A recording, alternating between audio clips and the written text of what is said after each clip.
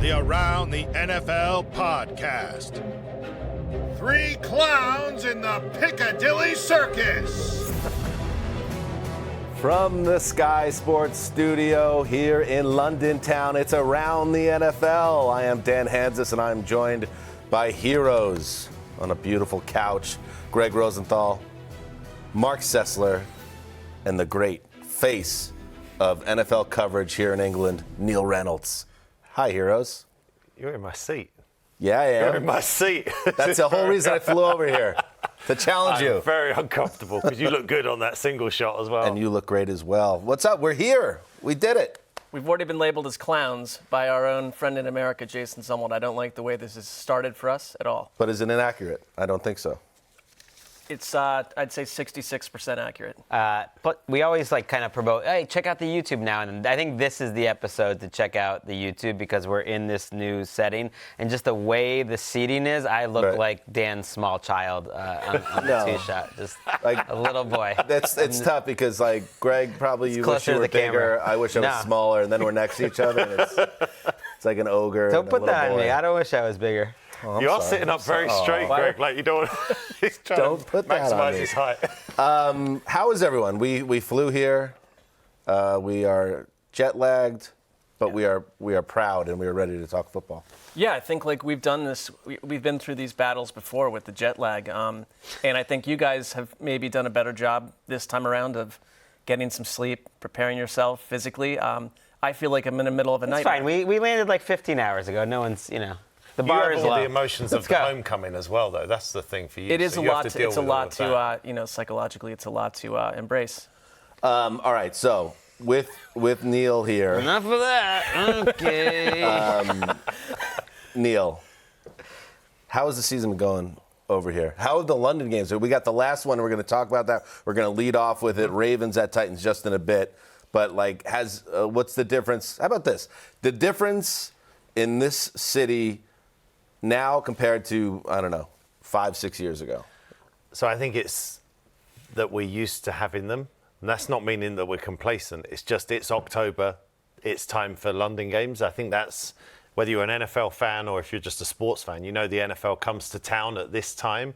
The NFL does a great job of making noise around the games. We took over Battersea Power Station last week, and that was fantastic. So I think it's just the excitement hasn't diminished at all. The demand for tickets grows stronger every year.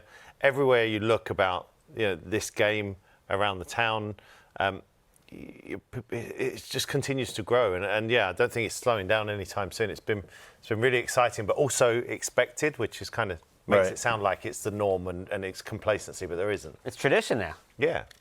As are we coming to Sky Sports. We were just talking about 5 years ago, our first trip here doing week one before with Rob Ryan and Solomon Wilcox. Solomon Wilcox. And Wes was there. And Wes saying it was one of the best days brilliant. of his career getting to cover all those games. Yeah, this is our 5th trip as a group together. And, we'll always remember the first trips with Wes. And but the fact that we're doing it again, and Neil, you've been with us for the whole ride, so it's only fitting you're with us today. And we're going to be with you on Sunday, and we're going to be at the Hot Toddy. Is that caught on here, by the way? Not yet, but it's getting there. Maybe you hear it in a pub occasionally. Well, yeah, you guys have a following here, as you know, so it's certainly going to be the case for your fan base. But no, I don't think anywhere else. No, when Handsome Hank, our friend last night, called it the Big Toddy, or what do you guys call it? I realized it hadn't quite caught on, but it's the Hot Toddy. It was the Big Tot, and then Hot Toddy kind of won out internally for us. But I guess it's Tottenham Hotspur. According to reports, it gets a little lost in translation in various parts of town. So it would be good if they just welcomed us into a Premier League game once. It's Liverpool against Spurs here at the Hot Toddy. Well, do they have? Is that maybe it's a cultural thing? Do they have nicknames for buildings here, like the Big Bell Bottom in San Francisco? Oh no, for so instance? not like you. No. Not that I'm aware of. No. No, they don't actually have humor here. No. It hasn't quite caught on. I mean, you're the king of the nicknames, so. I know you want. Well, this one apparently isn't working, so maybe back to the drawing board. All right, so you know the deal here.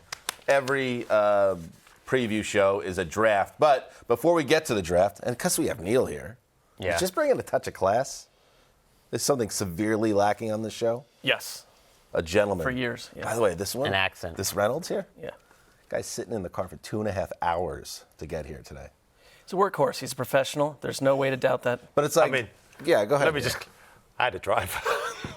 So See, that takes a little of Wait a that. minute. I thought you made it sound as if you were driving here. He didn't. Yeah, no, but I had to sit there for a long time. I thought you were grinding here in like a 1992 Honda Civic. No, I was just sitting there being It's driven. not nearly. The narrative is shifted. Very posh. And I Neil. sat in the back. All right. See, now I don't feel bad. Still, 2.5 hours is a long time. But when you have that massive estate in the countryside, I understand. You have to get yourself out of the city. I mean, it took us 15 hours to get here, so I don't know if we're comparing. But So let's get to it. Let's get to the game that we're here for starters. It is the Baltimore Ravens. And I think the cool thing about this game and us being here is it's kind of a bit of a crossroads moment for these two teams. You have the Ravens coming off, and we talked about it at length on the podcast, a maddening loss to the Pittsburgh Steelers. One of the, like I said it on the show Sunday, and because I put myself in the fans in the shoes of the fans there, like you will never forget that loss if you're a Ravens fan because it was so terrible. It was so frustrating. What was we did it on the NFL Plus programming, the game of the week. What should the final score have been? Well, I created an alternate score line of all the touchdowns that they dropped and the points that they lost, and I think they won that game 37-14, something like that. and it's who they lost it to. But they didn't. Yeah. They did not win the game 37-4. I thought it was 34-14, but it could have easily been.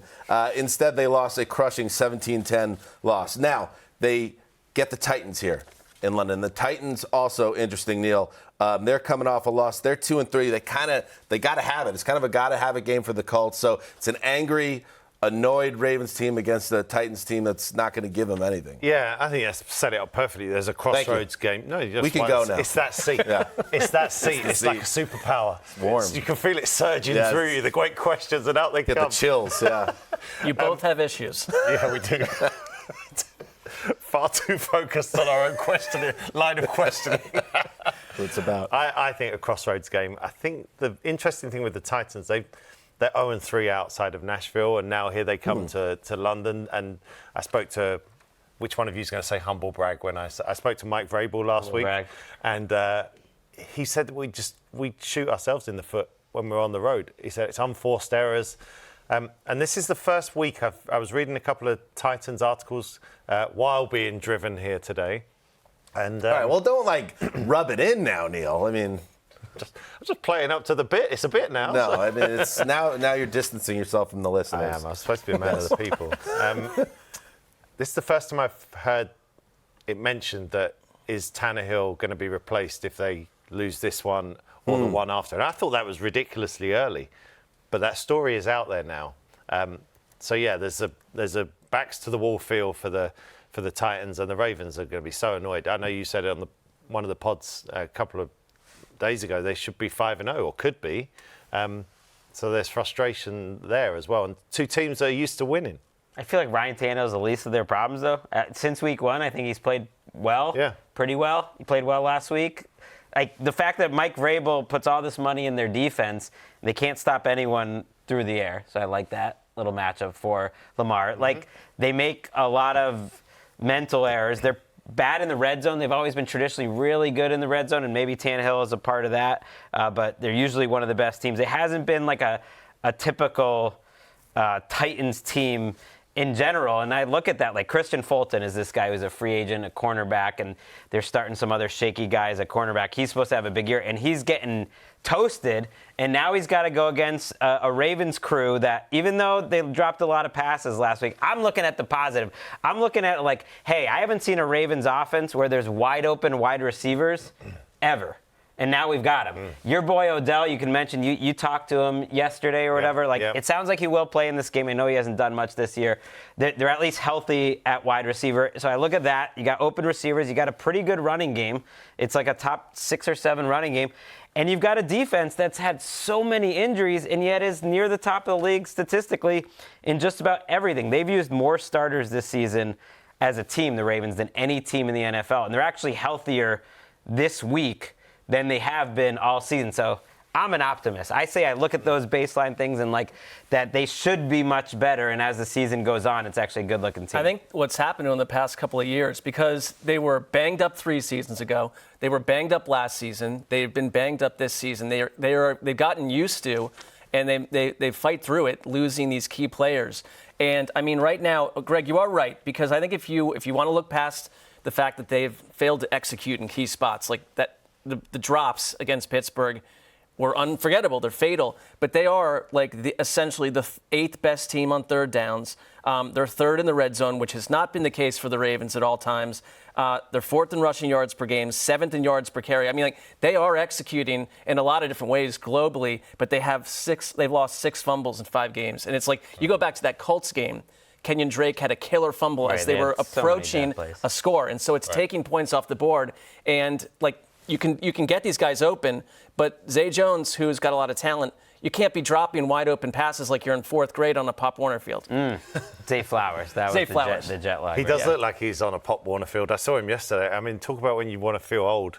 Go and watch Zay Flowers practice. He looks like he's 14 years old. It's funny, the Ravens have changed. I'm with you. I think if you ask me how they're going to attack and how they're going to attack week in and week out, I'm thinking Lamar's going to do the running, but I look at the passing targets. Although it's been inconsistent, I feel like they are a passing team now because of the injuries they've had at running back as well. Yeah, so you have on the Titans side of you never know what you're going to get with their offense. I mean, overall, I think they're 26th in points scored, and the Ravens have a very stingy defense. So I don't see this. I don't really like the Titans' chances in this game, to be quite honest with you. Because I always give them a little benefit of the doubt in terms of respect because they're a hard-nosed team. Vrabel is going to have them ready to go, but there just does. And I like what Julio Jones jet lag. DeAndre Hopkins has brought to the offense, but he's not Julio Jones. That's the whole thing. He's coming off his best game in a long time. That was great. That's where you can get excited. But is this team going to score enough points week in and week out? And against this Baltimore defense, I get the feeling it's going to once again be a real struggle for Tennessee to put points on the board. And that maybe, not that I think this is Tannehill's fault, but, you know, so many times people will say, why is this offense not better? What's going on with the quarterback? There's more to it than that, but that's part of it. I mean, this offense needs to be able to score 20 points, and I don't know if they get there in this game against Baltimore. I don't think they get there in this game, and I don't think they get there nearly enough in today's NFL. You know, you look at the free-scoring teams around the league, and the Titans are a world away from that. And they put up 27. That Chargers game they played well, and then they they trounced the Bengals. But that's where you don't know what you're going to get, right? Because look at the Browns game. I mean, they flatlined for too many quarters in a row. But the Bengals game, they look like you'd say that was a playoff team. What was the vibe with Odell like? You met him, and so Odell was he was. We've done a lot of stuff together, so I know him pretty well. So wow, now that is a humble brag. It's factual. He's a reporter. He's just doing his job pretty well. Do you think he knows your name? Yeah, for sure. He knows my name. He knows my son's name. Whoa! Now I can't even criticize Odell because I didn't know you were this Well, him close. and George were working out together in the off-season. Wow! Look at this. Shout out! I don't want to keep asking me. I'm going to Shout out to the NFL Academy, by the way. Didn't your son play there? They beat the big high school powers of the U.S. The Brits are coming for us last week. Yeah, let's bury that. We're going to edit that out of the show. You and Odell, are you guys on the bench press together? Just like trading reps? What's going on? We wouldn't do that, but yeah, give me a nice hug and we'll have a chat. But I'm impressed. He's been... just is what it is. Yeah. He's been frustrated by being in and out of the lineup. Oh, yeah. He's frustrated that the team's been a little bit up and down, but he's changed as well. He's matured. He rides out adversity better than he did early in his career. I would say he's very different from how I interviewed him when I worked with him around his rookie year, after his rookie year. The Odell I was with in the summer and the Odell I was with yesterday, and I saw him at the preseason game in Tampa. He came over and said hello. He's very different. And his father now, I think he's changed. Yeah, his he's pretty volcanic. I remember changed. the Josh Norman, battles that he had. It's really weird because Giants, I'm really... two of the closest people to me in the NFL are Odell and Josh Norman. And they both seem to get on with me all right, but they hate each other. You got to break bread. You got to be the guy in the middle. I mean, he's been humbled. He has 79 yards this season. And I actually kind of think of this matchup and think about, the Titans were the Ravens were kind of considering DeAndre Hopkins. If I'm DeAndre Hopkins and I see that Odell Beckham got $15 million from the Ravens and was kind of the top of that end of the receiver market, and Hopkins got considerably less from the Titans, and Hopkins is out there putting up 140, looking like DeAndre Hopkins, and Odell might not make that type of payday ever again in the NFL. He will not make that payday. No, he will not. But that is the thing with Beckham. I was thinking like sponsorships he could make some. He's similar, like almost the wide receiver version of Baker, where there's just something about him, and you want to kind of be in business with Odell, but so far business hasn't been good in terms of production, and they need him to really round out that receiving group. So just on Odell, you're right. The numbers and everything he's done the last few years. Obviously, he had to go away from the NFL with the torn ACL. Right. While the playoffs are on last year, he's on Joe Burrow's playing against Patrick Mahomes, and Odell's down in Florida on a field, trying to get back into the spotlight, working out away. The epitome of work when no one's watching, that kind of thing.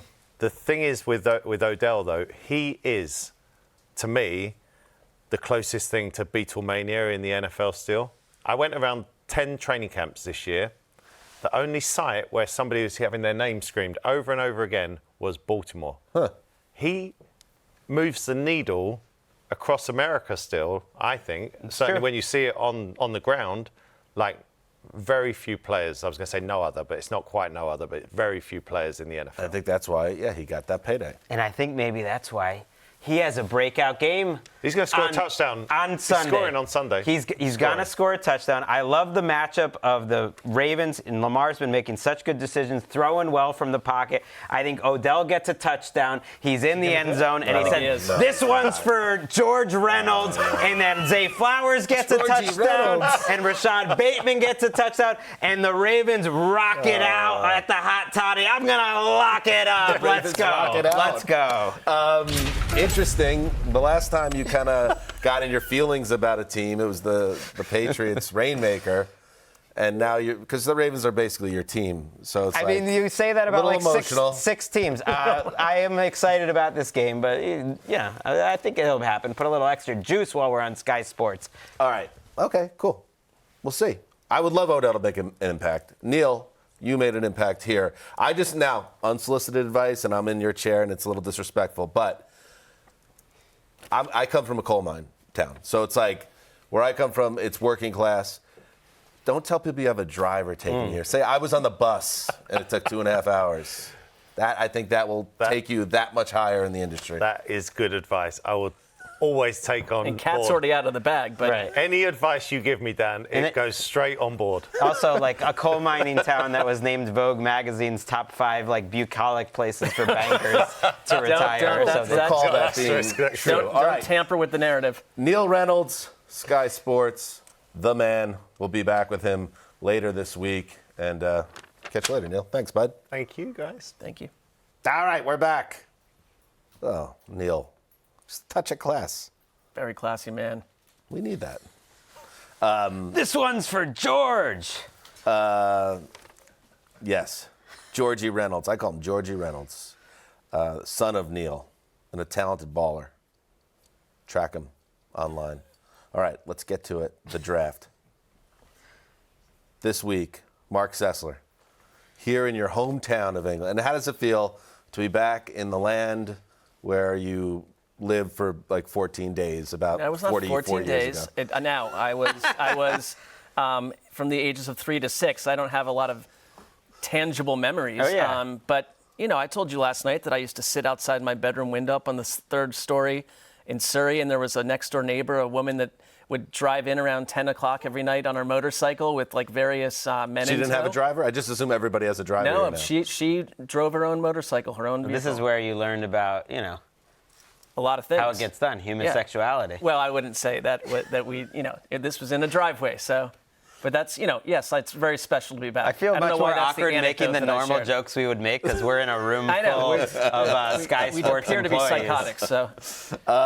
It is time now for the number 1 pick of the week presented by DraftKings Sportsbook. And Mark, an incredible amount of pressure here in your hometown to nail the first pick. What do you got in our draft? I'm going to go San Francisco at Cleveland.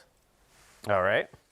I think this is an interesting Mark takes game the Browns. for a Let's number mark that. of reasons. Well, Literally every chance he's had so far this season, I'm really more he has actually drafted the Browns. I'm taking the Niners. I kind of want to Sure. see week to week if anyone what happened to Cleveland against the Ravens. I thought from a defensive standpoint was concerning. On offense, you have Dorian Thompson. You got a rookie playing quarterback. I'm not surprised that the offense with no Nick Chubb collapsed against a very good Ravens defense. But well, only after it happened though, because they traded Josh Dobbs based off Thompson Robinson having a big preseason Right. / camp. Right. And I wonder if we don't have Deshaun Watson in this game, are they really kicking themselves now if he's facing some type of absence? yeah, you don't know if you have Watson. I think they were counting on Watson not missing games to begin with. I mean, in theory, if he did, they're not the same team. And I just think not having Nick Chubb, you've ripped the identity out of their offense. But can this defense, which really, if they stay healthy under Jim Schwartz, I really do think is a top 3 defense in the NFL. I mean, you're going to have that game like Baltimore. Part of it was situational with what the offense gave Baltimore, a couple shorter fields and stuff.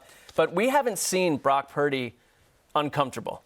There's not a stretch of quarters or even drives where Brock Purdy Not this season, no. Not Last this season, certainly, but this season, no. But even last season, In any the level of playoffs against the discomfort. Cowboys, yeah. But any level of discomfort, though, I think last season, it's like he's still a rookie. It's like he's upped his play. And it's like I think people want to keep trying to find reasons why it's not about Brock Purdy, that it's clearly just the offense he's in. I'm seeing him make throws that tell me it's a lot to do with Brock Purdy, too. That this idea that we just de-emphasize his play and who he is as a quarterback. Can Cleveland make him uncomfortable? Is this the defense that can do it? And if the Browns can't do it, and you're at home, and you're not competitive against the Niners, and if you do have Watson on the field, I have so many questions about this Browns team. Wow, that's surprising actually, because You were so high a week ago, and they're without their starting quarterback. yeah, and, this is the Niners. Here's the Niners by week now. They're scoring 30, 30, 30. That's kind of weird, isn't it? So do they just lay down and get walked over? 42. No, I think if they have Watson, they can win this game. The 49ers can't play at that level each and every week. They're going on the road after a big-time win on Sunday night. It's easily the toughest matchup. Well, I guess Dallas, I was going to say toughest matchup defensively, but I think they'll put up a better fight. If you don't have Watson, though, it sounds like it's going to be P.J. Walker. Well, then it's hard to really imagine Congratulations winning. to you, Greg. That's right up your alley. My guy, P.J. Walker, yeah. And they're coming, Cleveland's coming off the bye, and Myles Garrett and a number of Cleveland players were happy to see that bye for health reasons. Obviously, no Nick Chubb. I guess my point is, and enough with any drama. Like, I'm locking up the Niners because they're in the zone, number one. Well, what if they get out of the zone with P.J. Walker, the person who likes to do the mirror test? You're doing P.J. Walker against the best team in the league. We have a problem. We don't know that. We have a problem, Probably Dan, because we texted our. I thought we don't do the mirror test. I thought we do what the spread is. I just like to put it back on you sometimes, Okay, that's a good job. See? So the Browns. The reason I'm locking up the Niners, like, someone's got to show me they can stand toe-to-toe with this team. And Cleveland's been way too inconsistent to me, whether Watson's there or not, to really feel like, with Nick Chubb not there, that they're going to be able to hang. And even if San Francisco continues to roll here, it wouldn't tell me that Cleveland's a fraud or their defense isn't for real. I just feel like you're kind of... Nobody wants to play San Francisco. So using them as the measuring stick, as the Cowboys learned, okay, maybe they'll learn they're not Super Bowl-type favorite team, but we already know that about the Browns. I don't put them in that category without Chubb already. So I think for the Niners, it's about, is this the team we think that they might be? Like, total juggernaut situation. And if they roll over a very good, maybe even great Browns defense, it's yet another indication we might be dealing with one of the big powerhouses we've seen in the league in several years. So I also am locking them up. We made these locks before the show started. I like when we do that, Dan. Last week was a disaster. Oh, the Lock Bros are back. Yeah, but last week the Lock Bros got axed. No, because Greg was in it too. It doesn't work when it's just us. Now I do want to posit to you guys, if P.J. Walker starts this game and the line is over 7. You brought this up literally 2.5 minutes ago. We go from where the line is right now. Wow. Do you want to? You guys, I don't you think would stay with it. No, I would move off the lock. I would move off the lock. So we're taping on Thursday in the UK. It's, I guess, Wednesday still in the US. No, it's actually Monday in LA, I think, right now. I know, like Mark just turned 50 again. Congratulations. All right, good. It's nice to celebrate twice. I suspect Watson missed practice Wednesday, and it's already creeping up. It's up to 6.5 now. I suspect if he's out, that thing's going up to 8 or 9. And then we'll move off the lock. Okay. Don't worry, Greg. I know. I think it's good. It's certainly a moving target. But you should stay in the lock regardless, just to get Greg mad. It's a moving target. Greg is creating rules like midway through the 8th season of doing locks. But I may do it to be a gentleman, Greg. We'll see. I may not. I want to see Randy Gregory joining this team, the 49ers. Like, this defensive line, Nick Bosa is the number one defensive end in the league so far this year, despite the lack of sacks, according to PFF. Armstead and Hargrave are both top 10. Like, you throw in another pass rusher into that mix. I'm very excited to see that. I'm excited to see Ayuk, who to me is taking another level route running against this Browns secondary. I don't think they slow him down. One little concerning thing about Cleveland's defense, and I would like to dig deeper as to how PFF actually marks this, but they have them as the 5th worst tackling team in the league, the Browns. And suddenly you look at the way the Niners attack, it's like you've got wide open receivers, Ayuk, McCaffrey, Deebo Samuel. It's like, if that is how they operate as a tackling team, I haven't seen that. Watching them, I thought they've been better than that. I'm comparing it to years past, but it's like the Niners are going to find a way to puncture you no matter who you are. And like, they just made a fool out of the Dallas Cowboys. I don't know if Cleveland's defense is any better than Dallas's. Pick 2, Greg. All right, I'm excited. This, I believe, is the national game over here. And I believe it's got a nice little crew of Ian Eagle and Charles Davis back in the States. It's Seahawks at Bengals early. Bengals favored by 3. Fun game. Nice What is Greg doing with his voice when he gets into this? I don't know what's happening here. Fun game where don't feel like I really know much about the Seahawks after 4 weeks. Just because the last 2 games were against the Panthers and the Giants, and we saw their pass rush really come alive. And it's like, if that stays, this team's pretty dangerous. But the matchups have been pretty easy for the Seahawks offense, which has been good, not great, has left me a little wanting. Similar to the Bengals defense, which, look, even last week I looked at it and I'm like, these recurring issues of the Bengals not really being able to stop the run, being a little underwhelming defensively, is continuing week after week. But the thing that did change was Joe Burrow moving around so well. And I think this is now a nice matchup for the new Joe Burrow. You probably have T. Higgins back. He was at practice on Wednesday. And you're going up against a Seahawks defense, which added Jamal Adams a couple weeks ago. He's now cleared concussion protocol because they had their bye week. And you have Devin Witherspoon and you have Reek Woolen. We haven't seen those 3 guys all playing together. I'm very curious if Witherspoon moves back to the outside, because the only reason he was in the slot for that game near the line of scrimmage making all those kind of crazy plays was because Jamal Adams had a concussion early, and then he took Adams' position, and they moved a different cornerback out wide. So that's very intriguing. But Adams looked great in those 7 or 8 snaps before he got hurt, and now you got Witherspoon, Adams, and Woolen, and you can kind of mix them all up, and Quandre Diggs, and suddenly they're cooking with some gas too. I think this is a really fun matchup. I kind of like the Seahawks to cover the 3 points and maybe win this game. I'm going to pick them to win this game, but either way, I'm fascinated to see this one. Jamal Adams, he did clear concussion protocol, so that's big news. I don't even know what that means for the Seahawks yet, but it's certainly trending in the right direction. Yeah, I just mean, he hasn't played in well over a year, and he came out immediately for that game. But yeah, they want him back in the field. They're paying him a lot of money. With all due, who's might be starting for the Browns? P.J. Walker. With all due respect to P.J. Walker, I think this is the first overall pick this week. I think you got the first pick with the second pick. Thank you. No disrespect, Mark. I mean, it's, I run my own organization and draft as I see fit. So. I know. We end up watching all these games anyway. So you have Seahawks. Love it. I mean, they laid that egg in week 1. I think they got caught flat-footed by the Rams. But ever since, they've been great for 3 weeks.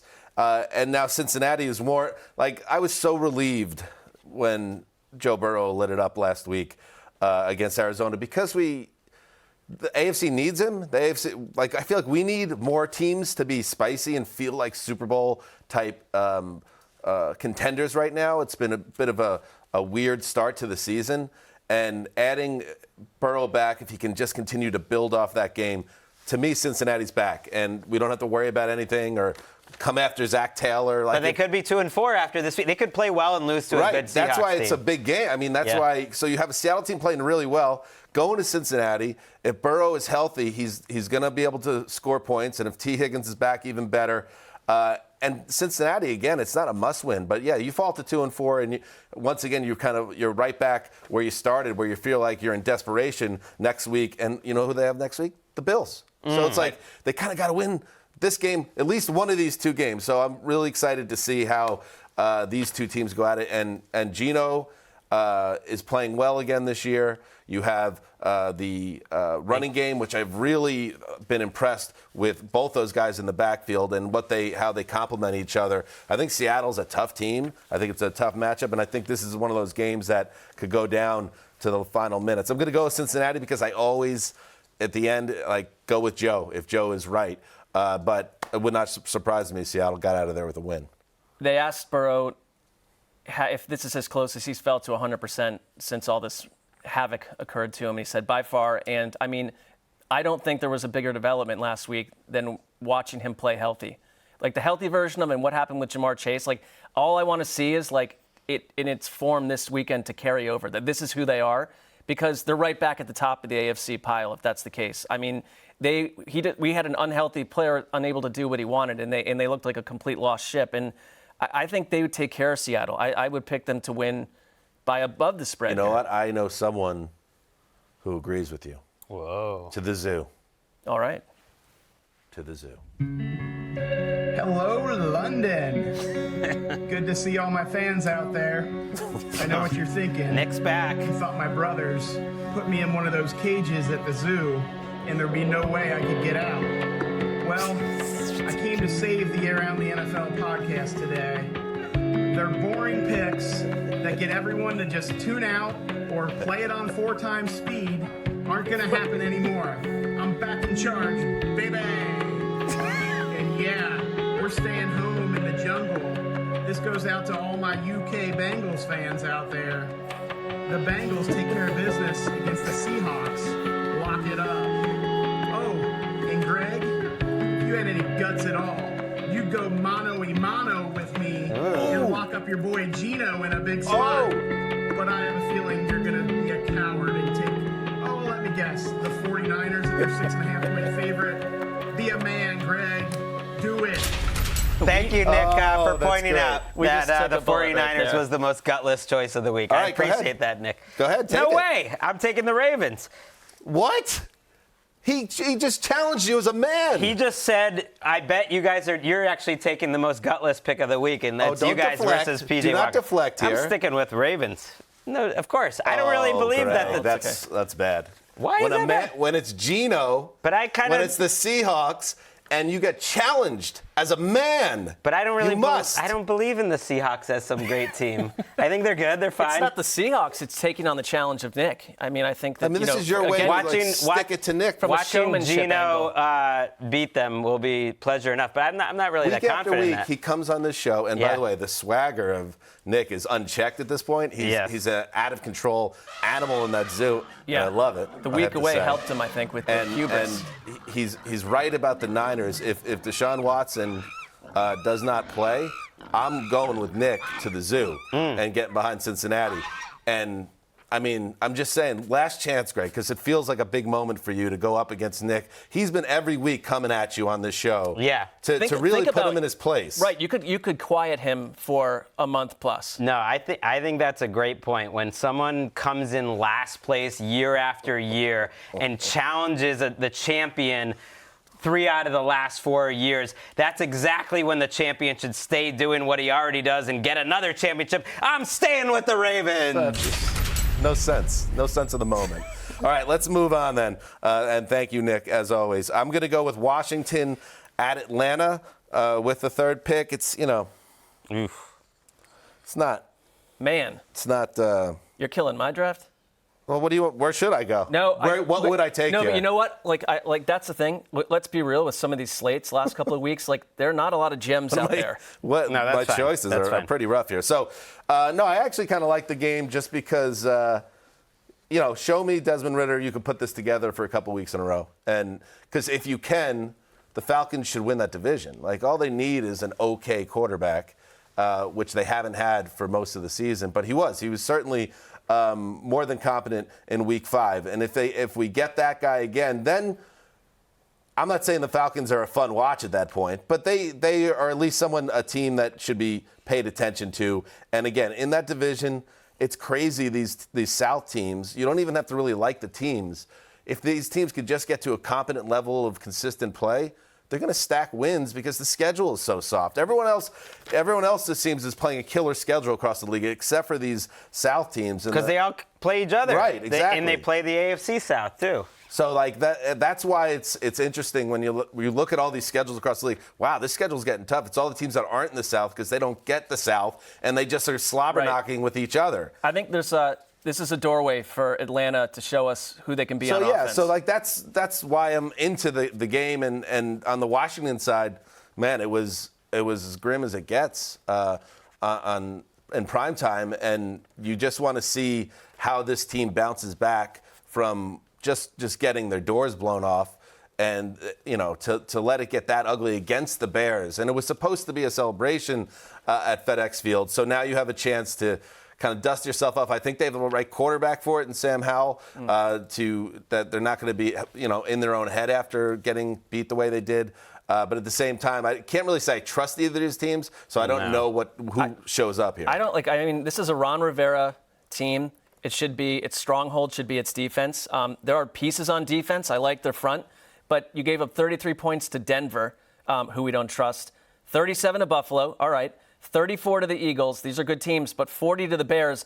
A.J. Brown had 175 yards a couple of weeks ago against them. DJ Moore breaks out for 8 catches, 230, and 3 touchdowns. It's like Atlanta, who's been throwing the ball more than we expected, and if Ridder doesn't make mistakes and they can run well, they should win this game. I don't quite agree. I'm kind of with Vegas, who puts the Falcons at 2.5 points as a favorite at home, which is the ultimate, don't trust the 2.5-point home favorite. It's basically like a we don't know line. We'll give the home team a little bit, but whatever. If you look at their DVOA, for instance, it doesn't surprise me. These teams are 23rd and 24th in the league. That's sort of where I'd put them in my power rankings, despite their record. The Falcons don't deserve right now to be 4-2. These two teams feel like they should both be 3-3, but the Commanders' defense has been so bad. 31st in points per drive allowed. And it's just because they have a couple big weaknesses. Jack Del Rio's defenses always have communication breakdowns. Just guys are flying open. Teams are killing the rookie Emmanuel Forbes, their first-round pick, week after week. And then Cody Barton, who is a linebacker that they sign in free agency, is just getting targeted week after week. So it's another matchup week after week. The Falcons are playing these teams that are pretty good stopping the run and are almost daring them to pass against them. And can Ridder step up? And can Howell get a little more Terry McLaurin and Jahan Dotson involved? He's played well, but take advantage of your best guys. I kind of like the Commanders in this game just because I don't feel like the Falcons are a 4-2 team. Yeah, the Falcons also, can they get after, everyone's gotten after Hal so far, who's been sacked more than any quarterback in the league, 29. He's been hit more, 50 times. He's been pressured the most. And Washington, on top of that, are kind of beating themselves up. They are in the bottom 5 in the league in turnovers. As I said, the most sacks allowed.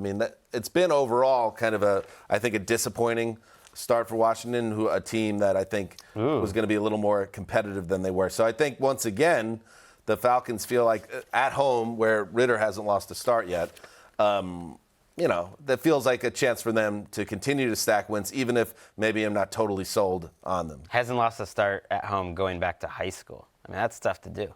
Didn't lose one in college, hasn't lost one in the pros, and you get Matt Ryan on a Falcons game. I like that. Oh, actually, I don't think he's going to be taking any shots. All right, snakes to me. I'm going to grab late game here. I'm going to grab Eagles at Jets. Eagles favored by 7 here. It's a big challenge here. for New York, and specifically Zach Wilson, who was better than good against Denver, but did show you some things that he wasn't doing earlier in the season. And again, it's a question now for them to be functional, especially against a defense like Philadelphia. They can't get super conservative and just run on first down constantly and throw check down passes. Philadelphia's going to put up points against this Jets defense, and it's going to be up to Nathaniel Hackett to, even if it's like doesn't make him comfortable, call a more aggressive game plan on offense. And I saw there was a play. It was driving me and every other Jet fan crazy. The Jets were running the ball effectively against Denver. And early, throughout the game, even before Brees broke the 70-yarder, and you're thinking to yourself, man, like this is where you open up. Where's the play action? Use this great running game today to help the passing. And it wasn't until like late in the third quarter when you saw Wilson perfectly execute a play action and hit Garrett Wilson for 35 yards or so.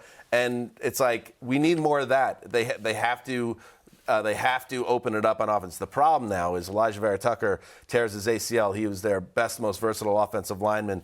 With this Philadelphia pass rush against a beleaguered and beat up and not overly competent Jets offensive line, it's going to be hard to ask Zach Wilson to make plays when I don't imagine he's going to have a lot of time to do it. It's such a catch-22 playing the Eagles defense now, because they had a certain profile under Jonathan Gannon where you could run against them. They almost invited the run.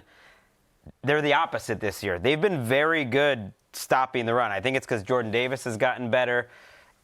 In general, they've been much easier to pass against. That's where the injuries have been for them. In the middle of the field, that's where I think Zach Wilson can win at his best. Darius Slay was out of practice Wednesday. I don't think he'll miss this game, but he hasn't been playing that well. So the Jets, I think, need to win through the air, but then that pass rush, which did start improving last week with Reddick, certainly with Jalen Carter, like you have to hold up. Are they built for that? I don't know. And are they built to get after Jalen Hurts now that the Eagles' pass protection's starting to get better each and every week? I don't know. I just think the Eagles are such a problem for any team, much less like a team that's as imbalanced, one side of the ball versus the other, like the Jets. Yeah, I feel like the strengths of Philadelphia, which begins with their offensive line, neutralizes a really special element of the Jets. And we saw them absolutely make life hell against Russell Wilson with their waves of defenders that I think that's what if they can impact the game that way, that would be great. But I don't like to hear a Jets offense that has to win through the air. I just don't think that. The Eagles also more about balance. No, I would just say not so much airing it out. Long drives and use Breece Hall. Right. Breece Hall is a star, and it's like last week was the first week that he was sort of unleashed. There's an element to their offense with Zach Wilson who has been better, where it's just you don't know what you're going to get. And I feel like the Eagles are the type of team that's going to find a way to completely dominate that matchup. They had, the Rams played them tight for a bit, but there was a point last week where they had 250 yards and the Rams had about 50. And it's we were watching them kind of get out of their funk on that side of the ball on the ground. And then last week, Dallas Goedert becomes a star again. A.J. Brown's had big games weeks in a row. Jalen Hurts looked great last week. So it's this Jets defense, if it's going to be put all on them to stop it, there's a lot of pressure there. It's a bad matchup for the Jets. I think Eagles fans should be feeling pretty confident about this game. I don't think the Jets have ever beaten the Eagles in the history of the NFL. I think that's continued. What? They have never won against the Eagles, home or away. And the Eagles have the number one run defense in the league. The Jets have been sneaky soggy against the run as well, so this could be a big DeAndre Swift game. I love the way Swift is running. Yeah. I almost feel like it's been underplayed because you think about that offensive line. He's so decisive. He's a different player than he was in Detroit. It's very exciting if you're an Eagles fan. I like that. They're 7-point underdogs, the Eagles. I picked your Jets. I had faith last week. But this week I would take those 7 points. No, this is going to be a tough one. I think the only way the Jets win this game where it's close in the fourth quarter is they get a defensive score or a special team score. I think they need something big. They have never beaten the Eagles back to 73. They've outscored the Jets by a margin of 335 to 195. So you got to win by 141 in this game to even that out. Well, it might take about 100 years, but we're going to work in that margin, but I don't think it's going to work out for the Jets in this game. There is a small tear in the fabric of reality with the Jets, I think. They have a Breece Hall, a Bryce Hall, and 2 Michael Carters. There's something a little strange going on. And here. an Aaron Rodgers who. Wait, Bryce Huff, yes. There's a Bryce Hall too. There's a Bryce Hall, Bryce a Hall, Bryce Hall, and a two Bryce Michael Huff. Cardinals. What? Yes, and Yeah, two let's Michael get a little more Cardinals. creative here with our team building. I kind of like it. Is it a Bryce kinda- Huff? Now my brain is. Am I getting that wrong? Wait, This is ridiculous. Aubrey Huff? Jet lag. Okay. Gonna edit And by like the way, 32 minutes of the show. No, I love it all. the worst thing that could have happened is Aaron Rodgers not being playing football for so many reasons. Just shut up, dude. This McAfee, Yeah. his appearances Yeah. are getting a little tedious again, and it's like, wouldn't it be great if he just had a football season to focus on? But he doesn't. Let's take a break, and then we'll continue the draft when we get back. All right, we are back. Let's get right back into the draft. Greg, you are up. Fun little game. Who would have thought that Lions, favored by 3 points at Buccaneers, would be flexed into the 425 window so more of the country can watch a little? That's a bit of an indictment of the slate more than Yeah, well, you know. it's frankly an indictment of Eagles-Jets because I think they were thinking that was the game. Yeah. And that's what Aaron Rodgers' injury has done to us. But you know what? The Bucs have helped themselves, putting themselves into this spot Sure. by getting to 3-1, by playing solid defense for the most part, and getting really improved play by Baker Mayfield.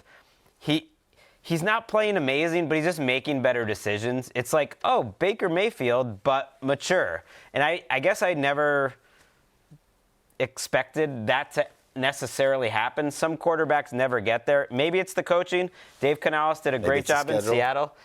Maybe it's the schedule, but I really think, Dan, that if you just watch him on a snap-to-snap basis, last game was a good example against the Saints. I don't think he played great, but just like every decision made sense, and they were quicker decisions for the most part. He's not doing anything special, but he's not making mistakes. He'll have a couple good throws that you're like, okay, that's why he was taken first overall, but he's not hurting them. He's not taking things off the table. No. And that's what you need to do against a Lions defense that's been opportunistic. Yeah, I thought against the Saints, having watched Baker really closely with the Browns, and I think we can forget that the year they went to the playoffs, he had a stretch of play that was, I thought, some of his best play, and it was what you're saying. He wasn't creating mistakes. He was seeing the field better. Against the Saints in that first half, 18 for 23, 143 yards, 2 touchdowns.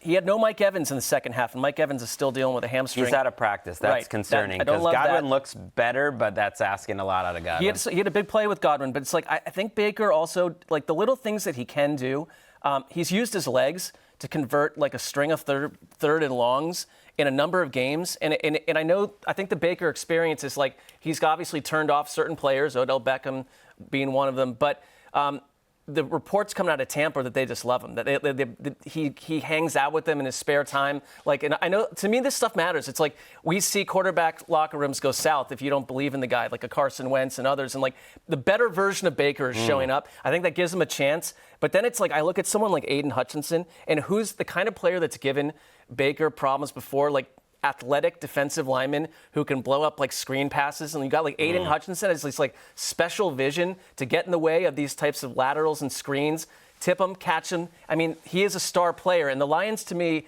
are playing with extreme confidence, and I see them as like just beyond the Eagles and Niners in the NFC, and I mean all the metrics say the same thing. They're growing on both sides of the ball. They're playing loose. And I don't know if if Tampa can win this, I'd think very differently about them because I kind of just see them as a middle-of-the-road offering. I thought about locking up the Lions because of what they've showed us so far and why it's time to just believe they're a team that it doesn't matter if they're home or if they're on the road, they're going to stomp a team they're better than. And if they do it again here, it's more evidence. They're not Philly and they're not San Francisco, but I think they would kind of entrench themselves as the third team in the NFC. I don't want to be the guy that's always raining on the Baker parade. So I agree that he's played well in 3 of the 4 games. He didn't play so well against Philly the one time where the schedule really was stiff. The next 3 weeks are going to tell you a lot because they got Detroit, Atlanta, at Buffalo. And if Baker really is different, and like I'm sure I've never heard that Baker's a bad guy. In fact, he's like a guy that a lot of people, he's a good leader and all that. It's just like these guys will like playing with you if you get them the ball. Yeah. And the offense is moving and you get guys paid. That's what That's what players and teammates like about their quarterback. And the reason why he's fallen out of favor with certain teams is because he doesn't do that. Right. Because he gets into ruts and everything's getting batted down at the line of scrimmage and he's not seeing the field. I need to see more sample size to buy in on the Baker is back theory. This will be a really good test because if they play well at home and he plays well, even if Mike Evans are not even there and he still plays well, that does tell you there's something different here. I just think the sample size is still too small. But I'm the same guy I thought he'd be benched by now. So he played better than I thought was possible even against a soft schedule. This will tell us a lot. Saints defense is a tough matchup, though, and he was fine in that game. I mean, Saints are a real deal defense. But their offense was not giving them no help. Right. And the Bucs are a little healthier. I think they're healthier in the secondary. They'll get Kalijah Cansey, their first-round pick, back on the defensive line. Brian Branch has still been out of practice. Jahmyr Gibbs. No matter what week it is, the Lions are still banged up. But, hey, Baker's hanging out at Dave & Buster's, unlike Tom Brady. That's why they're doing it. D&Bs. Mark, you're up. All right, I'm going to take my late game. Okay. Arizona at Rams. I think you realize that I have a little bit of a Cardinals fascination. A little. But it's dimmed because I hate the fact that they lost James Conner, who I thought looked about as good on the ground as he has. James Conner? He's been a great runner this season for them. They're that's what's going to cause you to jump off the bandwagon? I'm not jumping off the bandwagon, but I mean, PFF has them as the third He's best been a top ground 5 or game. 6 running back. I'd say so too. I mean, I feel like Greg, every week we're talking about him run the ball, and James Conner. Have you watched these games? Yes, I've watched them all, and he's fine, but he's not some type of dynamic player. I'm saying the way that they've hung around in these games, taking him out of the mix, is the kind of thing that could expose them quicker. And can the Rams do it? I think so. The Rams, to me, you've got Matthew Stafford playing at a very high level. I'm assuming he's fully back to health-wise because I think a couple of his throws might have been impacted last week by that hip situation. The Cardinals, I don't know. It's sort of week after week, Josh Dobbs keeps making plays, and that's why I believe in them. I mean, they've been in every one of these contests, and I think that they're gonna sneak wins here at some point. But I mean, we also saw Josh Dobbs start to make a couple killer mistakes last week. He had the pick six. They can't do it. They have very little wiggle room, but they're well coached. I always knew for locks and picks and spread, there was no matchup more reliable in the NFL for 5 straight years than Sean McVay turning Cliff Kingsbury into the college coach that Spice Rack would always point out. Yeah, he was under 500 with Patrick Mahomes as his quarterback.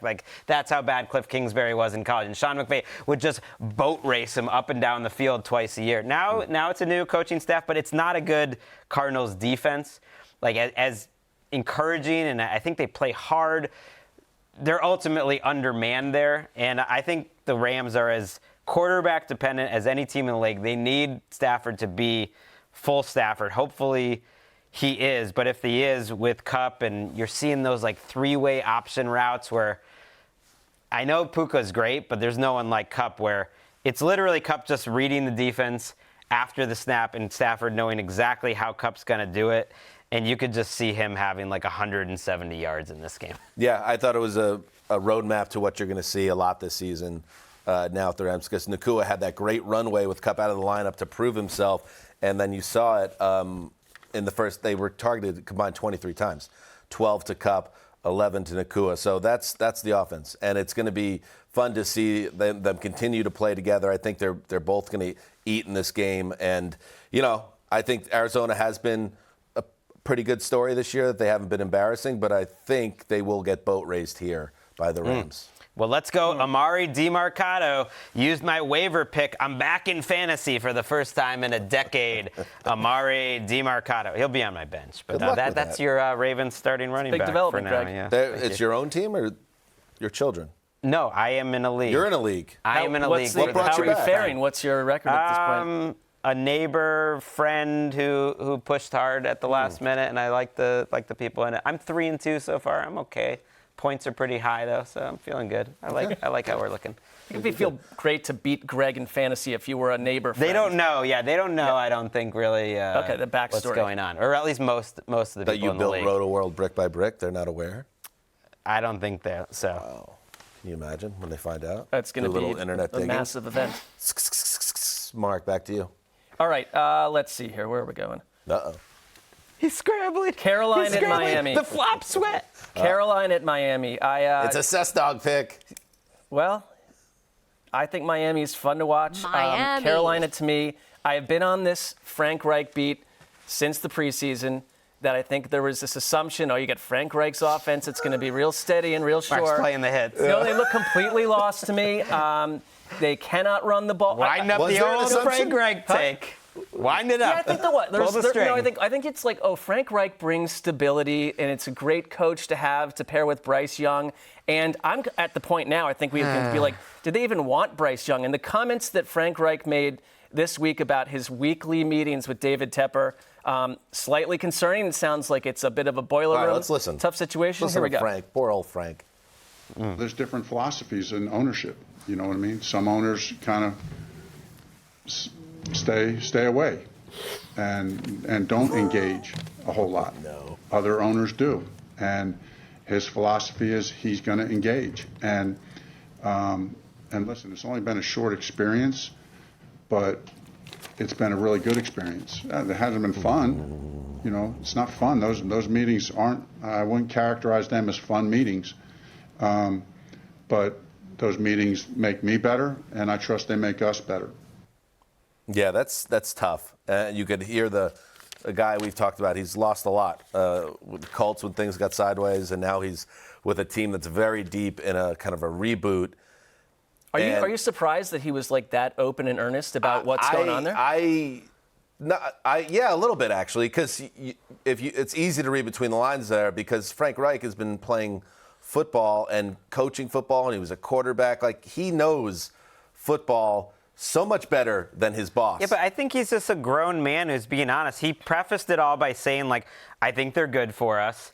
But what is the meeting to you? What do you think the meeting is? That, like, of course, when you're 0-5, all the meetings are tough. Like, you're meeting with your boss. They're not pleasant meetings to be meeting with your boss after losing a football game. Leave our company out of it. Like, my point is that Frank Reich is going into this meeting, and then David Tepper is telling him why this football team needs to get better. And football decisions. And he's forced to say, it's making us better. When Frank Reich knows more in his pinky than the owner knows about football. And that's tough. I'm with you. And I would extend it to say that, there were whispers. There's maybe, a concept where Frank Reich didn't have full operational choice over which quarterback they took. There's straight reporting. Adam Schefter said he wanted C.J. Stroud, period. So then you're watching C.J. Stroud and the Texans offense grow and, do great things. And the Panthers, if anything last year, they're not even better than last year's offense under an interim head coach. They were at least pounding people with the run down the stretch, doing something well. They're not doing anything well right now. And Bryce Young, to me, there's little moments, sure, but largely looks lost. And some of that is coaching. Yeah, you're just looking for positives. In the fourth quarter of that game, which I know not a lot of people probably saw because it was a blowout, he had two of his best throws of the year, the touchdown pass where he really fired one in there that was like a high-level throw, and then he had another hole shot where he puts it over the linebacker to, I think it was Mingo, on a crossing route that was a high-level throw, and I was just like, oh, thank you, Bryce Young. Like, two high-level throws. Now, at that point, they're getting blown out in a game, and so you're really stretching to see positive things, and it's probably a blowout here, unless they can move the ball, because there's no way the Dolphins aren't going to put a lot of points on the Panthers. Great matchup for Miami after just destroying the Giants without even trying last week. I don't understand, and maybe that's what you hear, kind of a little defeat in Reich's voice. It's like, you hired me to be the head coach. I'm a former quarterback. Mm-hmm.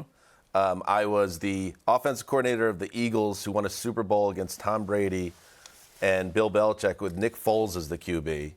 I know this position better than anyone else in this building. So if it's true that they didn't pick the guy that he thought should be the quarterback of the future, doom, and now they're struggling with this other guy, what a horrendous environment for him to be in, and how frustrating that must be. So it's just, I feel for the guy. Like, I think a little pushback to you, Mark, like, it's not to me so much like why this team's not going anywhere because, what has Frank Reich really proven, and is he really a difference maker? It's like, I think it's more maybe decay or rot behind the scenes that's creating kind of an ugly scene, and he's caught in a bad situation. Yeah, Frank Reich is a good head coach. I'm not trying to put it all on him. And he worked with a difficult owner, I think, in Indianapolis in his previous stop, and you never heard a word about it. And it's like, I just see a crack in the armor, and I think it's very tough if you don't feel aligned with your owner, if your owner's putting oppressive pressure on you. And if those meetings are about, like, not just, hey, I wanted this quarterback way back when, but let's tweak this week. And it's like, David Tepper, you have a financial background. You have the money. You're not a football guy. It is a reminder, new owner syndrome, just like everyone was so excited about David Tepper. And there's been a lot of meddling. There's been a lot of firing. There's a half-built practice facility somewhere in the wilds of West Virginia that never got done. Like, it hasn't been too smooth for Tepper. There's a little turbulence around that. It's in South Carolina. On the Dolphins side of things, real quick, do we, Devon Achane? It's tough. Devon Achane. Devon Achane. I think it's a bit at this point, but okay. Not really. All right. It's got me. It's in my head. IR. He's on IR, so he's out this week. And I don't know. Neil, shout it out if you know it. Like, do we still have any idea what the actual injury is other than knee? Like, it's a weird thing where we're not hearing specifics, but he's out for the foreseeable future. And Mark, you mentioned on the Sunday show, they were a little bit sloppy against the Giants. I think just keep an eye on the offense, that it's not fallen into any bad habits. But otherwise, Miami, this should be I think it's how impressive they are is that they had 3 turnovers, 2 of them killer turnovers, and they still did what they did. The thing is, if you don't have Achane... 13.5 this game, the spread. Well, that's fair. That seems totally fine to me. You do have the Eagles and Chiefs over the next 4 weeks, so Achane's absence matters. Greg. No, Greg. Greg, you're up. I'm not doing 3 in a row. I will take Colts at Jaguars. Neil, you got anything over there? Jaguars are favored by 4 points in this game. You can listen to Spiro Dedes on the call. Okay. Josh Allen in the backfield. He's buried. Okay, I don't know. Your Dedes is better than anyone else's Dedes. I gotta say. That was not planned out. It's top Dedes. Okay, the Jags are really developing as the season goes along, and they're a different team than they were a year ago. They have a legit run defense, and they haven't had anything good on defense for a little bit. And they're now going against the Zach Moss and Jonathan Taylor show that lit up Tennessee. And so that's a test, because if their run defense can limit the Colts' ground game, I just don't think the Colts have enough drop-back passing with Minshew to hang. And I even liked what I saw last week out of the secondary in Jacksonville. We know Campbell's been good for a while as one of their, linchpin cornerbacks, but Darius Williams playing as well as he's played since he was with the Rams a couple years back. Andre Sisco's making plays at safety. I just like when one of the worst defenses in the league just becomes average, and then suddenly, okay, the offense can really shine. This Jaguars team is starting to come together. I thought last year Jacksonville's win in London was a major turning point for them, and they developed from there. I think it was an awakening for Trevor Lawrence, and I kind of viewed that Bills win a week ago as sort of the start of their season. I mean, I think they came very close to beating the Chiefs, and they've been plagued all season long with drops. They had a lot of penalties last week against Buffalo. They had to work themselves out of a corner, but a different type of Jacksonville team loses that game. And I think it's just I kind of trust them to kind of grow in a way that they did down the stretch last year. I thought that Travis Etienne was fascinating last week. If you get that version of Calvin Ridley, who, great week 1, vanished a little bit, showed up again last week, and as a real, true number 1 wide receiver in my book. And I'm with you, the defense, which I thought was just going to give up a solid 25 to 30 points every week, showed up stout and made life very tough for the Bills early part of that game. I'm really interested to see. I think it's a good matchup. I think it's a good game.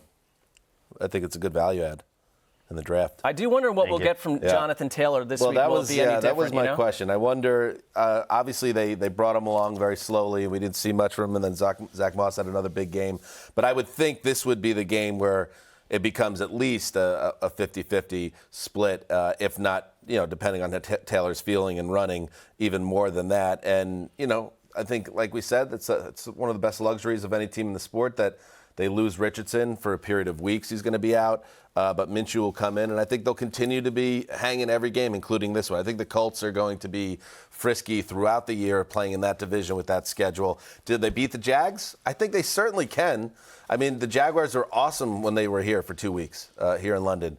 But are they consistent? Like, win this game, and you start to build some more momentum. But I think it's a close game. I got Jags by 3 in this one. What's Vegas have? A little thread the needle action where they don't cover, but they do win. They don't cover the Colts plus 4 points. I'm a little worried, Jags and by I don't 4. like the reports about Richardson that it's like it could be 4 weeks, it could be 8 weeks, it could be the season, depending on how the surgery goes. So it's just something that you're watching and you're thinking, I wonder if it depends on where they are in their record, if he comes back. But that's for a future date. Minshew, lead us to the promised land.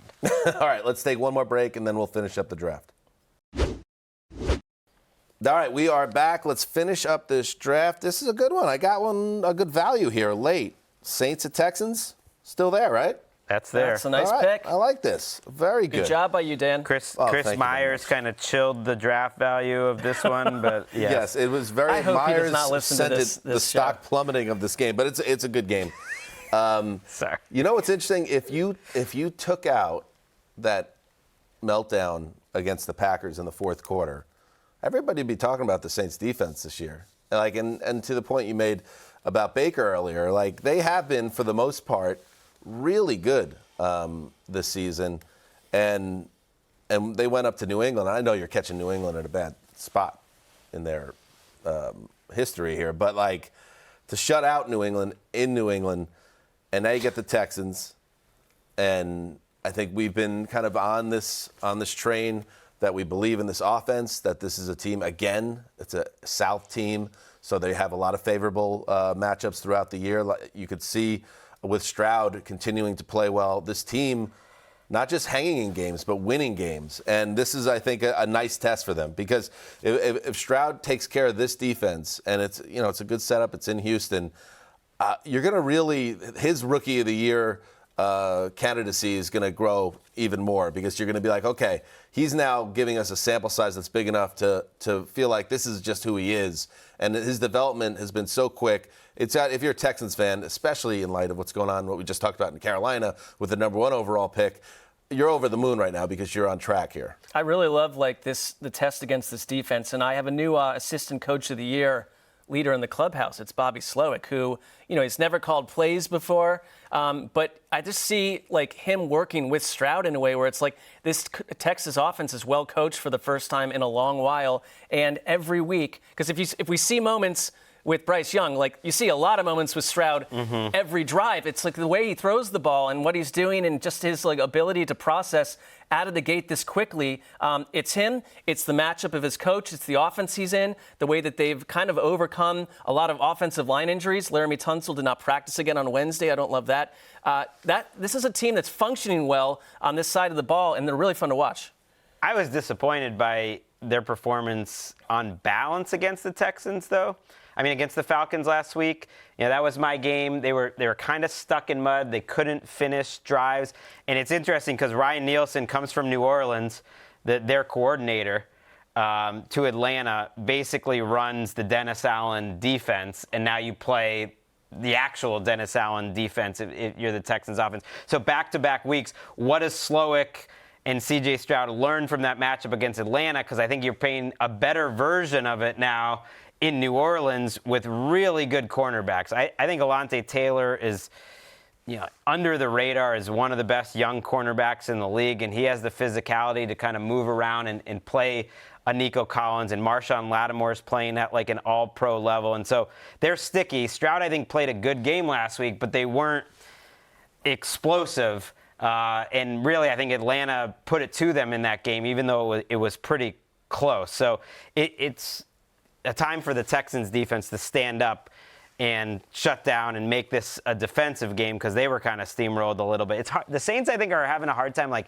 getting everyone the ball. When it came down to it last week, it was mostly Michael Thomas and Kamara, and okay. But then you're just like, you want more Olave, you want more Shaheed, the tight ends, you want the running game to be a little more consistent. I'm not convinced by the Saints offense. Put it that way. This could be a very defensive game. And if you're Derek Carr, and he's still new there, obviously, and he's been banged up, but Chris Olave is the guy. So he should be getting targeted more than anyone else in that offense because he makes things happen.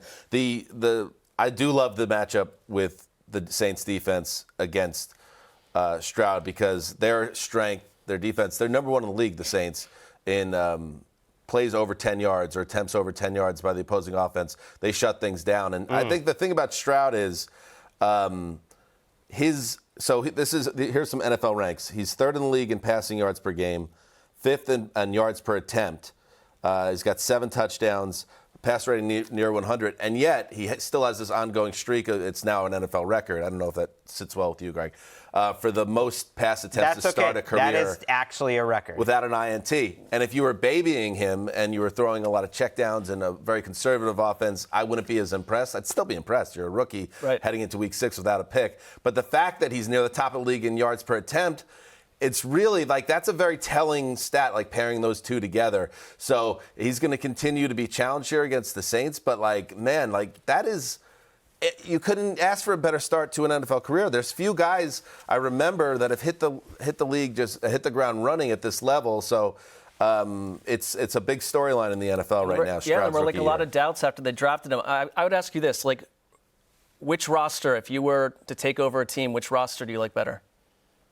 If I need to make the playoffs this year, I would take where you are right the now. Saints. But long term, obviously the Texans. Or not obviously, but definitely the Texans are definitely the Texans. They are going to form into something special. But get a home win here. You're at home. You're a 1.5 underdog here, Texans. I like the Texans in this game to get the win. I like the Texans too, but I hate Dameon Pierce. I mean, come on, bud. But he is actually now under 3 yards or attempt. I watch him, though. I think it's the team. I think he's running well, but we had the option on Tuesday to choose our worst picks from before the season. And my backup choice was standing on the table for Dameon Pierce as your 5th or 6th round fantasy pick. That has not worked out. Seemed logical in the summer.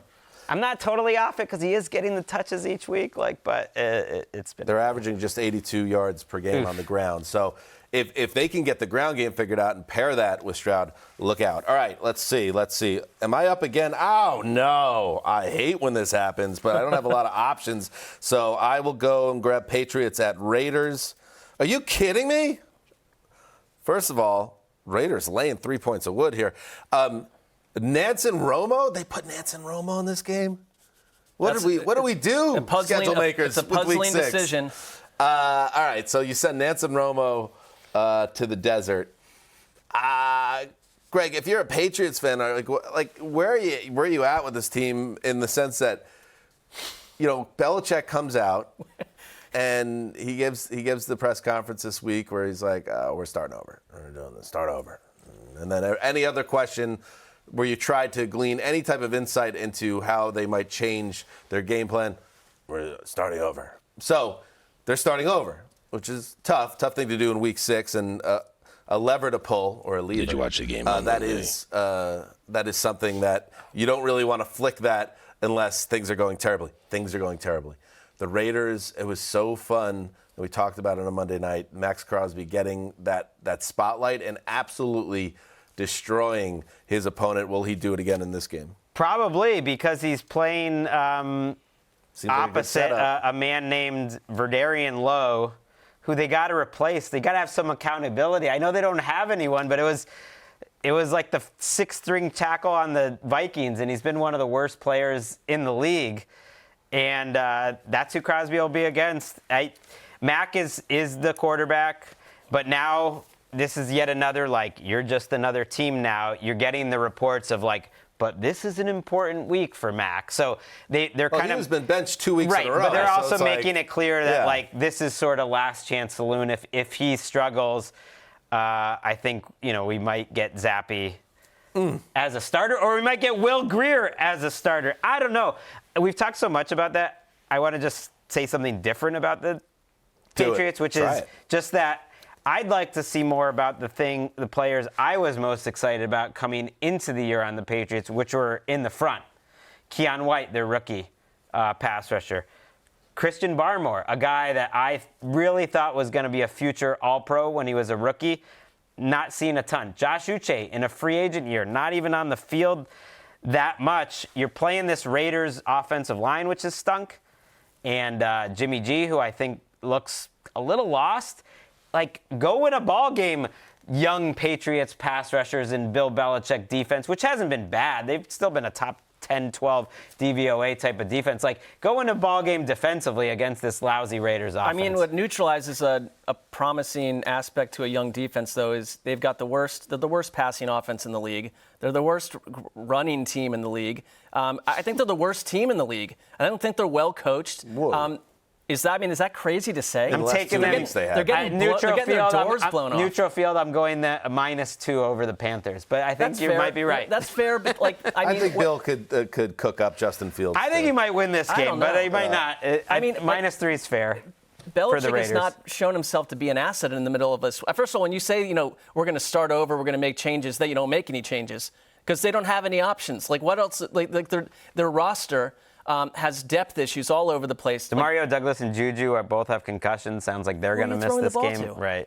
It's not a good And I don't care that it's Josh McDaniels versus Bill Belichick, by the way. I mean, the Raiders do not impress me that much more either. But it's like this idea of it's a sort of like luminary versus luminary. Like, we're at the dark part of the season where I saw like an article looking for original take, and I don't fault the writer. It's like Josh McDaniels, he's the real guy who hasn't done anything without Tom Brady. It's like, well, that's a fair point. That is a fair point. Well, if we really want to go down that road, neither is Bill. But right. We don't need to, though. No.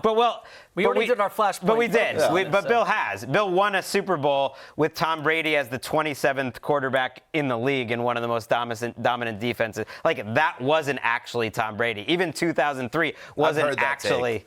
But it wasn't like the greatest level of Tom Brady, but it was. It was the player. They scored 10 points in the Super Bowl. The offense. But still, Tom Brady the person, and Tom Brady pre-snap, and Tom Brady preparation, and Tom Brady essentially being his own coach. I think I've been wrong about the Patriots back-to-back weeks, but I'm taking them again. I agree that Jimmy G looked just lost on Monday night, and I wonder if Aiden O'Connell played better in his spot start, whether he might have had a chance to stay in the lineup. I think if something goes poorly here, and maybe it's still just like, muscle reflex or whatever, just this idea that are the Patriots really just going to be this bad all the time, or are they going to be able to recover? The Raiders are not a horrific matchup for them here. Although remember what last time they played each other, it was the Chandler Jones freak play game. Jacoby Myers. Yes. So if Jimmy G doesn't, and listen, who knows Jimmy G better than Bill? I would not be stunned if the Raiders offense struggles in this game and you start to hear some of those things percolating around the quarterback position there. Last game, Greggy, it defaults to you. Justin Jefferson will not be playing for the Vikings, which removes much of the intrigue to this team. He is on IR with that hamstring. And now they're going to Soldier Field. A little juice there because we saw what happened Thursday Night Football. Of course, Justin Fields, 4 touchdowns. DJ Moore goes off, and that's, back-to-back weeks where there's some promising signs for their attack. Yeah, 2 1-4 teams. The Vikings are favored by 2.5 in this game, even without Justin Jefferson. Both of these, I think the Vikings are still thinking we can maybe get something going even without Jefferson and scrap into fighting for a 7 seed. We've been in every game. They haven't looked like the worst team in the league. And the Bears are just looking for anything positive. They're trying to save their jobs, essentially, and looking at this matchup look, can we get Justin Fields playing really well for 3 straight weeks? Because I think he played really well for 2 straight weeks. I know he had one or two bad plays at the very end of the loss to the Broncos, but ultimately he's looked much more comfortable making quick decisions. And if nothing else, the Vikings actually have had a pretty solid secondary. They've improved in terms of their defense. Byron Murphy and really that whole group of safeties. They've got 4 safeties, Metellus and Bynum and Smith. They're not as easy to throw against. So it's a watchable game. Justin Fields, to me, is, if nothing else, a watchable quarterback. If you're going to be a bad team like the Bears, be watchable. Yeah, I think the last 2 weeks are promising. They've also put up 350 yards on the ground. You're seeing sort of elements that made them spicy a year ago. They also played Denver's defense and Washington's defense, which we've talked about. So it takes a little bit of the shine off. If I'm Minnesota, I just have one question. I know we talked about this a little bit. Like, why are we talking about trading Kirk Cousins? Like, he's out there as like a hovering top 10 quarterback. I mean, stats-wise, he's been great. And, like, you're going to move him, but for what, though? There's no other answer there. I think the general idea here is that they chose not to redo his deal in the offseason, which points to the possibility that leadership wants to kind of start over at that position. And if that is internally what their big picture plan is, then here's an opportunity to maybe, in a lost season in terms of competition, to move him. It's only worth it if you get like those 2 firsts, which in a year where there would be logical teams to go get him could happen, or a first and a third.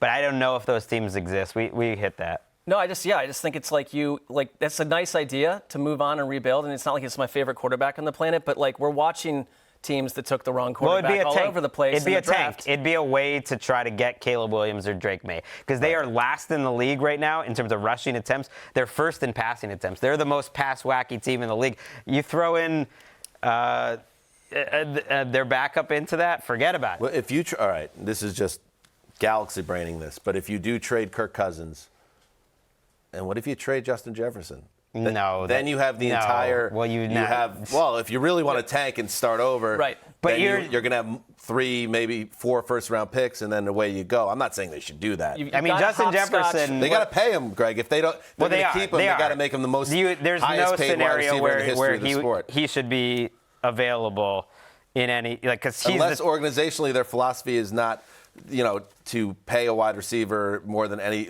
wide receivers ever been paid before. I'm not saying I would do it. I'm just saying you could make they traded Stephon Diggs and drafted Justin Jefferson. Right. Like, would they potentially do it again? If it secured you without any doubt, like the number 1 overall pick, and you'll get that quarterback, that's one way. I was stumbling to try to remember who is their backup now, because they got rid of it, and it's Jaron Hall, their 5th-round rookie, who looked extremely raw and not ready for anything in the preseason. Jordan Addison is going to get a nice spotlight here with Jefferson out of line. Because I've always enjoyed watching Cousins play. I think he's just a good thrower of the football and all that. He's going to make Jordan Addison productive. Yes. If he's going to be Osborne too. More. Those guys are fantasy plays. Osborne had a season high 9 targets last year, so those guys are going to eat. As is DJ Hawkinson. So if you went and you got Hawkinson in your draft, Justin Jefferson exiting the picture is good news there for you as well. All right. We did it. What else? That's what is going on here? What do we have more to do here at Sky Sports tonight? We're taping something for with Neil Reynolds that's going to air on Sky. I'm going into Her Huddle. Watch out with Hannah Woods. Wait, what does that mean? I don't. Well, you'll have to check it out on Sky Sports NFL. But Dan, you and I are doing for most of these listeners, this means nothing. Program. It's a program. You and I, while he does Her Huddle, are appearing on, essentially, it's not Sky Sports, I believe, but Sky News, more like an actual news venue. Where famously you got some tough questions. We got some tough questions last time, and we're not told ahead of time what the questions are. Down to the main Sky News headquarters, we were being asked about Colin Kaepernick and how his connection to the league. Right. Like how do we handle the Colin Kaepernick situation? And Mark and I are just like, I'm gonna. What are we doing here? It was just like for some reason stone-faced anchors. They're like, here's a good idea. Let's bring those 2 clowns back and put them back on the news. I don't know. I'm not sure what the thinking there is. Maybe we'll be challenged, again like that. Got our live show tonight. And we have our live show tonight. I'm not going to Theater. You will be there. We will chain you to the stage if we have to. Okay. Actually, that's a pretty good idea for a bit. That'd be a good seg. If we just had like a comically large ankle chain. Just throwing it out there. Could be talked into it. Oh, wait, he likes it. Never mind. All right, good stuff. Thank you to everybody for checking out the preview. And yes, we're very excited to be here in London and going to have a few pints once we clear all this work Got today. Our TNF recap is coming on Friday, too. A little later for our listeners than normal because it won't be immediately after the game, so we'll post that on Friday. Here's an idea. How will they survive? What about Neil's butler/chauffeur drives us around London, and we just hit up all the pubs that our listeners say are the best to hit in this fine city? Yeah, not the driver. He'd stay in the car. Neil, is your butler/chauffeur available? He is, but then I've got to get the train home. That means I've got to mingle with people. Well, you want to have that working class connection, Neil. It's important. All right, thank you to everybody. Until next time, heed the call.